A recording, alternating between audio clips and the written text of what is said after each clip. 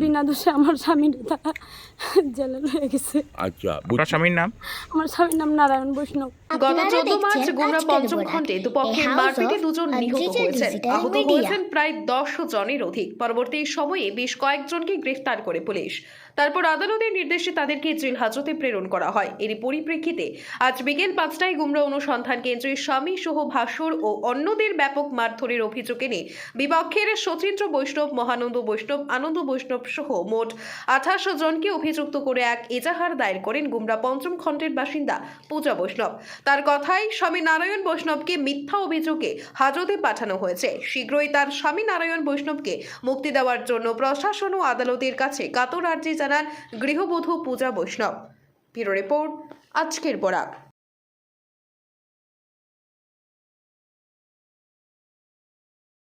আপনার নাম? পূজা বৈষ্ণব, বাড়ি? গুমরা। গুমরা কোন জায়গা? চিকারখান্দি। আচ্ছা, আপনি গুমরা থানাত আজকে কেন আসলা?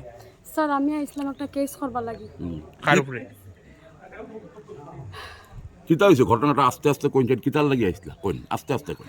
স্যার সেদিন যে চিকারখান্দি ঝগড়া হয়েছে, ঝগড়া এখানে যখন ঝগড়া হয়েছে তখন আচ্ছা, আপনার কানতে লাগতো না? কানবা পরে আপনার কোন যে মানে স্যার বিনা দোষে আমার স্বামীর তারা জেলে লয়ে গেছে। আচ্ছা, আপনার স্বামীর নাম? আমার স্বামীর নাম নারায়ণ বৈষ্ণব। আচ্ছা, তো মানে ওই দিন যে ঘটনা ঘটছে আপনার স্বামী এটার লগে জড়িত আছিল না? না স্যার, আমার স্বামী তার এটার লগে জড়িত আসলো না।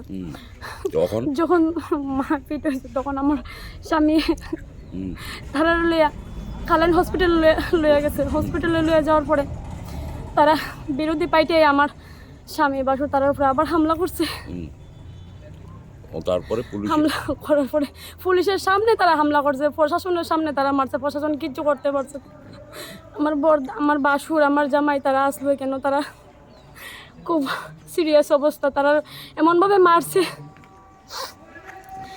তারপরে তারারে শিলচর মেডিকেল লয়ে যাওয়া হয়েছে, খুব সিরিয়াস অবস্থা।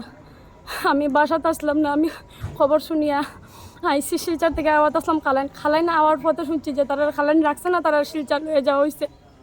তারপরে আপনি কই আসলা? আমি আমার বাবার বাড়িতে আসলাম, শিলচর। তারা বাবার বাড়ি থেকে আমি মানে খালাইন আইসলাম, মানে আওয়ার পথে শুনছি যে তারারে খালাইন রাখছে না, সিরিয়াস অবস্থা, তারা সিভিল ভর্তি করছে। তারপরে আমি এখান থেকে সিভিল গেছে, গিয়া দেখি আমার স্বামী আর আমার একজন বাসুর তারারে নিচে গিয়া মানে ট্রিটমেন্ট করিয়ে তারা নিচে গিয়া জেলো। আর আমার দুজন বাসুর আসলো, তারা দেখি আমি আই গেছি। তখন আপনি কি তা চাইন? এখন আমি এই 28 জনের বিরুদ্ধে মামলা করছি যে আমার স্বামীরা যেন তারা বিনা দোষে যে ধরছে তারা আমি শাস্তি চাই। আমার স্বামী এটার লোকে কোনো কিছু জড়িত আসলো না, তারা হসপিটালে বিনা দোষে তারা মারছে, মারিয়া জখম করছে। তারপরে তারা আমার স্বামীরে নামে খেয়ে যে তারা জেলও নিছে। আমি যে তারার উপরে মানে তারা আমার স্বামীরে বিনা দোষে যে মারছে তার উপরে আমি মামলা করছি যে আদালতকে পুলিশ যেন তারারে শাস্তি দেয় আর আমার স্বামীর যেন মুক্তি দেয়। আমার স্বামীরে বিনা দোষে তারা জেলও নিছে, আমার স্বামীরে তারা বিনা দোষে মারছে। আমি তার বিরুদ্ধে মামলা করছি।